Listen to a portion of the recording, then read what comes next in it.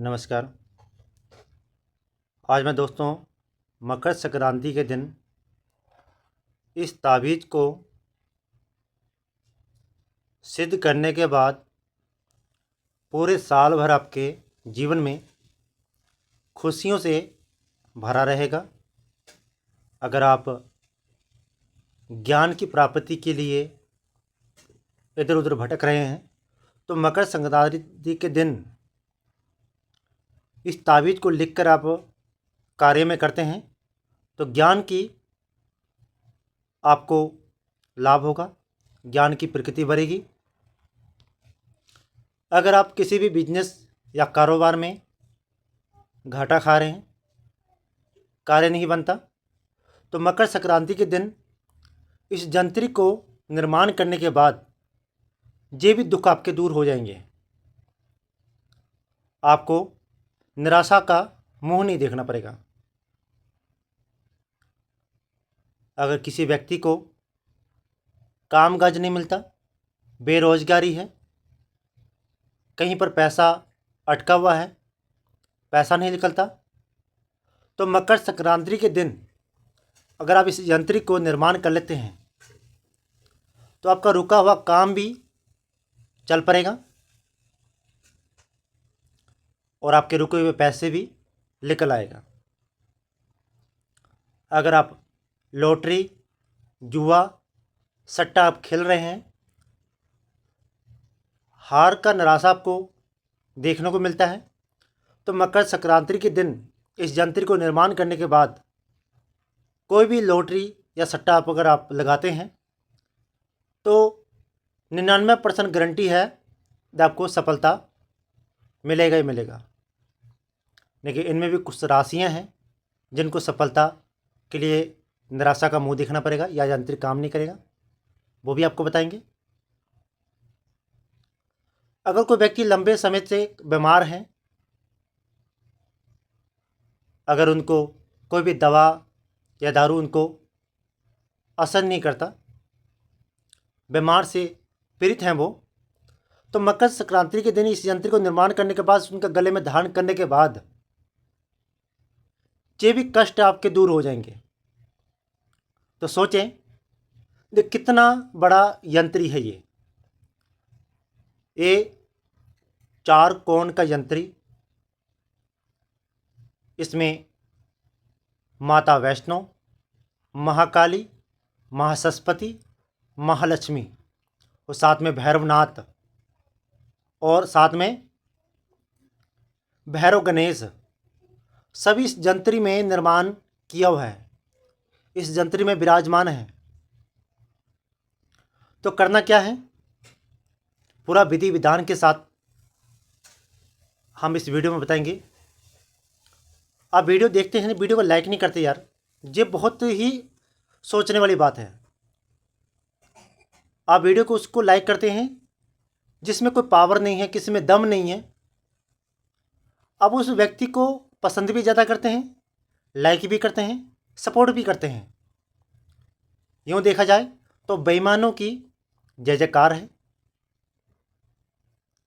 तो इसीलिए मुझे कभी कभी बहुत पीड़ा हो रही है, हमें बहुत ज़्यादा तकलीफ होती है कि हम बिल्कुल सिद्ध की हुई यंत्री यूट्यूब में दे रहे हैं, नहीं कोई भी व्यक्ति हम देखते हैं लाइक नहीं करता, ना कमेंट में कुछ बोलते हैं। तो चलो, मेरा कर्तव्य है लोगों को उजागर करना, कोई लाइक करे या ना करे। हम कोई लाइक के भूखे नहीं हैं या कोई सब्सक्राइबर के भूखे नहीं हैं। कोई लाइक करे ना करे वो उनकी सोच है, लेकिन हम जो ज्ञान दे रहे हैं हम अपना ज्ञान देते रहेंगे। तो आओ चलते हैं इस यंत्र के निर्माण के बारे में। सबसे पहले दोस्तों अपने ऊपर से ये 4 कोण अपने तैयार कर लेना है। फिर लिखना है 88 88 99 99 520, उसके बाद 99 99, फिर आपने लिखना है 520, फिर लिखना है 520, उसमें फिर से लिखना है 77, फिर 7 77 77, फिर 520 520, फिर निर्माण करें 88 9 8, फिर लिखें आप 520, फिर लिखें 8898, फिर लिखें 8888, फिर लिखना आपने 741। अब ये आपकी जंत्री लिखकर तैयार हो चुका है। लेकिन इस जंत्री को लिखना किससे है? जान तो केसर या जाफरान से कोरे कागज पर इस जंत्री को निर्माण करें, जान तो भोजपत्र पर इस जंत्री को निर्माण करें। अगर नहीं तो मकर संक्रांति को सिर्फ कुछ ही दिन बचे हैं, तो अब इस जंत्री को चांदी की तवीज पर सोनार से लिखवा लें।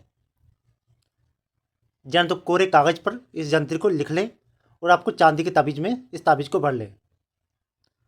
अब आपको बता देते हैं इनको करना क्या है। इस जंत्री को निर्माण करने के बाद आपने मकर संक्रांति के दिन आपने हवन करना है। हवन का मंत्र क्या है?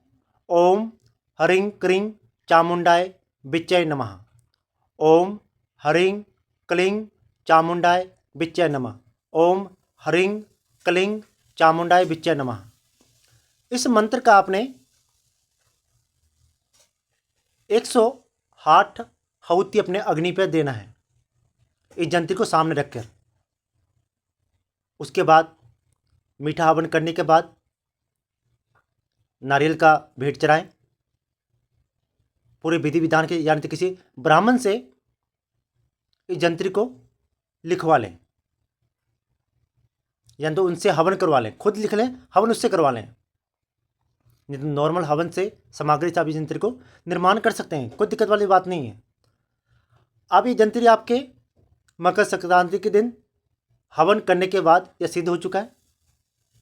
इनको तिलक करें केसर का, या तो जाफरान का, या तो सिंदूर का तिलक करें, पूजा पाठ करें, तीनों देवियों से आशीर्वाद मांगें। उसके बाद तीनों देवियों को इस जंत्री को बैठने के लिए बोलें, निमंत्रण दे हे नौ दुर्गा, हे नौ देवियाँ, आप इस जंत्री पर आकर विराजमान हों। लाल कपड़े के ऊपर इस जंत्री को रखें, चाहे अगर चांदी की में लिखा है तो भी ठीक है, अगर कागज़ पे लिखा है तो भी ठीक है, रख लें लाल कपड़े को। उसके बाद पूजा पाठ करने के बाद 10 या 15 मिनट के बाद देखेंगे इस जंत्री में पावर आ जाएगा। उसके बाद इस जंत्री को आप गले में पहने।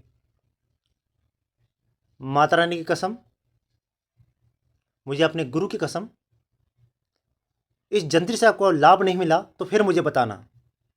इस जंत्री का निर्माण इतना पावरफुल हो जाएगा दे आपके सोच से भी परे हो जाएंगे। लेकिन लिखने का विधि विधान बहुत ही सोच समझ के करें। उसके बाद आपको बता देते हैं, जो व्यक्ति मकर संक्रांति के दिन इस जंत्री को निर्माण नहीं कर सकता, तो चढ़ते महीने यानी कि महीने के पहला शुक्रवार को भी इस जंत्री को आप लिख सकते हैं। हर महीने के पहला शुक्रवार आ जाए तो इस जंत्री को आप लिखें, तब भी कार्य करेगा। आपको पूरी विधि विधान बता दिया है। मकर संक्रांति के दिन इस जंत्री को लिखते हैं तब भी ठीक है, और मकर संक्रांति के दिन के बाद हमारे इस जंत्री को लिख देखते हैं, उनको पछतावा करने की जरूरत नहीं। आपको महीने के किसी भी शुक्रवार को इस जंत्री को लिख लें, तब भी फुल पावरफुल काम करेगा, लेकिन हवन आपको करना पड़ेगा। तो आशा करूंगा इस जंत्री से आपको ज्ञान और विज्ञान सभी चीज़ों का और साधना का महत्व का बारे में आपको जानकारी मिल चुका होगा। तो इस जंत्री से कुछ सीखिए और कुछ पाइए। आज के लिए इतना ही। जय माता की।